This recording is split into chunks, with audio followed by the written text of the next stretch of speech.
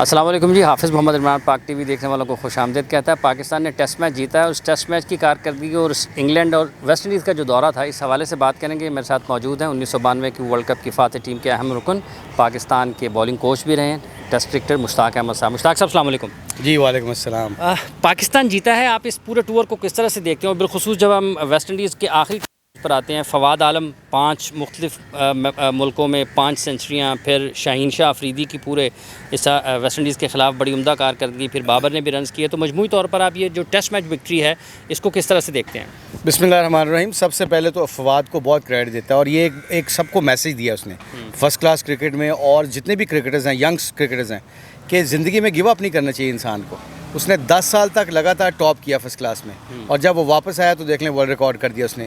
5 सेंचुरियाँ different और सबसे कम इनिंग्सों में 22 इनिंग्सों में ऐसी की हैं। तो फवाद को इसका बहुत क्रेडिट जाता है और उसकी सोच बड़ी पॉजिटिव है। उसने कभी भी मीडिया में आके नेगेटिव बात नहीं की, किसी के बारे में बोला नहीं। उसने कहा था मेरा काम है स्कोर करना, खिलाना ना खिलाना अल्लाह के इख्तियार में है। तो उसको क्रेडिट देता हूँ। शाहीन शाह का जो रिदम आया, और जो आपको पता है जैसा वो स्किलफुल बॉलर है, उसने बड़ी अच्छी परफॉर्मेंस की। ओवरऑल पाकिस्तान के लिए टेस्ट मैच हार के एक दोबारा कम बैक करना बड़ा मुश्किल होता है।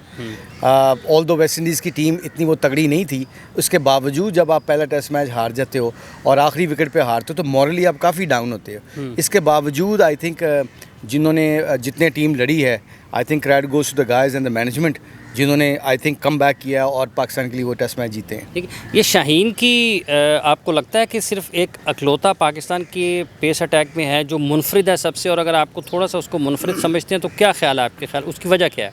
एटीट्यूड, उसका माइंड सेट। ये गेम जो है ना एटीट्यूड से रिलेटेड है। आपका जब माइंड सेट तगड़ा होता है, जब आप प्राइड से खेलते हो, जब आप अपनी वैल्यू रखते हो अपने टैलेंट की और अपनी परफॉर्मेंस की वैल्यू रखते हो, तो फिर आप जान मारते हो।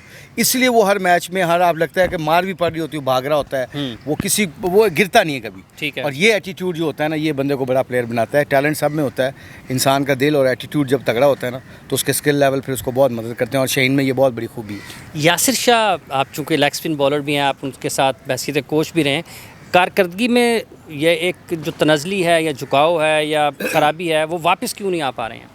एक तो यासिर पता नहीं कितनी देर बाद इंग्लैंड में आखिरी टेस्ट मैच खेला हुआ, और आते ही एक लेग स्पिनर के लिए टेस्ट मैच में परफॉर्मेंस करना, और उसके बाद जब प्रेशर हुआ आपका, उसने फिटनेस किया, उसने लूज़ किया अपना वेट। देखें 235-40 विकेटें लेके उसने पाकिस्तान को नंबर 1 तो बना दिया। जब फेजेस आते हैं ना आपके, 5-6 टेस्ट मैचेस आपके गंदे जाते हैं। शेन वॉर्न के भी गए हैं, अनिल कुंबले के भी, हमारे भी गए हैं, मगर इसके लिए आपको अगर वो मैच विनर है तो फिर बैक करना पड़ता है आपको। ठीक है। आप डिस्कार्ड नहीं कर सकते ऐसे बॉलर को। 235 विकेटें जो इतने 40 टेस्ट मैचों में लेना कोई आसान काम है। उसने भी सारे रिकॉर्ड तोड़े हैं। तो यासिर को थोड़ा सा हम कई दफ़ा मेरा अपना पॉइंट ऑफ व्यू है कि गंदी बॉलिंग हो जाती है लेग स्पिनर से, मगर जब उसको बैक किया जाए, उसकी फ़िटनेस के ऊपर इशू था, उसने फ़िटनेस पास कर लिया। अब अगर पहले टेस्ट में देखा जाए तो वेस्ट इंडीज़ में बहुत कम ओवर मिले, मैच ऐसा था उसको बॉलिंग करने का मौका ही नहीं मिला। ठीक है। 1 ओवर किया उसने मेरा ख्याल। तो आई थिंक ये ओवरऑल अगर पैकेज देखा जाए तो उसकी फॉर्म नीचे ज़रूर गिरी है, मगर ऐसे बॉलर को जिसने 235 विकेटें ली हों, फिर आपका काम बनता है उसको बैक करना। शादाब खान के भी कुछ मसाइल हैं, उनका उसकी क्या वजह है? Once again injury. आप पिछले 4-5 इंजरी उठा के देख लें। साउथ अफ्रीका से इंजर्ड होके आ गया, अभी थोड़ी इंजरी होगी उसकी थाई को इंजरी हो गई, PSL से पहले खेल के गया, फिर इंजरी होगी। 3-4 इंजरीज उसको, जैसे कम बैक करता था इंजरी होगी। जब लेग स्पिनर बॉलिंग नहीं ना करता इमरान, तो फिर आपके लिए बड़ा मुश्किल होता है। आपको फर्स्ट क्लास क्रिकेट में जाके 3-4 मैच खेलने पड़ते हैं। मैं हमेशा कहता हूँ कि शादाब हो गया, कोई भी लेग स्पिनर स्पेशली, जितने वो लंबे ओवर करेगा फर्स्ट क्लास क्रिकेट में, उतने ही उसका, हम कहते हैं अपनी ज़बान में कहते हैं, फर्मा फिट हो जाता है। तो आपका रिपीटेबल एक्शन, मैं हमेशा अपने इंटरव्यूज़ में कहता हूँ रिपीटेबल एक्शन, वो आपका रिपीटेबल एक्शन ओवर्स करने से होएगा।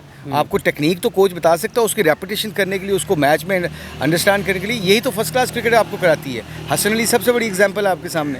हसन अली ने एक पूरा सीज़न खेला, 10 मैच खेले हैं, उसके बाद उसकी गेम, बैटिंग, बॉलिंग, फील्डिंग उसकी टोटली डिफरेंट हो गई है, क्योंकि वो उसने स्किल लेवल को इतना पक्का कर लिया। अब उसको ये सोचना होता है कि विकेट कैसे लेनी है। जब आपके ओवर लंबे नहीं होते या आपने रेपिटेशन अच्छी नहीं की होती, तो फिर आप डर रहे होते हो कि मेरा गेंद सही जगह पे गिर जाएगा, फिर आपकी अप्रोच नेगेटिव हो जाती है। तो इसलिए फ़र्स्ट क्लास क्रिकेट को बैक करना चाहिए। और इंजरी के बाद शादाब जब आया है, अभी कैंप हम कर रहे हैं इधर, तो अभी उसका एटीट्यूड भी ठीक है, तगड़ा है माशाल्लाह से, and he wants to do that. और अब थोड़ा स्किल वर्क के ऊपर काम कर रहा है, एक्शन पे काम कर रहा है। इंशाल्लाह इसके बाद जाके देखेंगे कितनी इंप्रूवमेंट होती है। तो आखिरी सवाल यह कि ये टेस्ट मैच विक्ट्री किस तरह से मुख्तलिफ होती है वनडे और T20 की किसी भी एक विक्ट्री से, क्योंकि इसको ज़्यादा देर तक याद क्यों रखा जाता है और लोग इसकी ऊपर ज़्यादा बात क्यों करते हैं? टेस्ट का मतलब ही टेस्ट है ना, आपका टेस्ट है मेंटली फिजिकली स्किल लेवल का। आपने एक एक दिन 5-6 घंटे 5 दिन तक लगातार आपने 6 घंटे तो ग्राउंड में सोचना होता है, उसके बाद जाके होटल में सोचना है सिचुएशन क्या है, कल मैंने स्पेल करना है, कल मेरी बैटिंग है, मैंने स्लिप में कैच ना ड्रॉप कर दूं। ये सारे एलिमेंट हैं, इसलिए इसको टेस्ट क्रिकेट कहते हैं। टेस्ट में इसकी इसलिए लोग याद रखते हैं टेस्ट बॉलर्स को, टेस्ट बैट्समैनों को जिनके टेस्ट में परफॉर्मेंस करते हैं, क्योंकि वो लड़ के स्कोर करते हैं और लड़ के विकटें लेते हैं और लड़ के अपना लोहा बनाते हैं टैलेंट का। वो 2020 में 50 ओवर में तो आपके कई दफ़ा आपके लग जाती हैं, मगर टेस्ट मैच में वही कंसिस्टेंटली खेल सकता है जिसकी टेक्निक और जिसके स्किल लेवल अच्छे हों, जो मेंटली और यहाँ से तगड़ा होता है। ठीक है, बहुत शुक्रिया आपका मुश्ताक भाई, बहुत शुक्रिया आपने अपना वक्त दिया। नाज़रीन करम, आपने गुफ्तगू सुनी है मुश्ताक अहमद साहब की। ये कहते हैं कि एक यासिर शाह ने जब इतनी परफॉर्मेंसेस दी हैं, इतने उन्होंने विकेट्स लिए हैं पाकिस्तान के लिए, तो फिर उन्हें कुछ ना कुछ वक्त भी ज़रूर देना पड़ेगा। इंजरी से वापस आए हैं शादाब खान को भी इन्होंने ये, उनके ख्याल से भी यही मसला उनके साथ भी है कि इंजरी भी है और उसके साथ साथ फिर थोड़ी सी उनकी फॉर्म भी लगी हुई है, उसके ऊपर काम कर रहे हैं।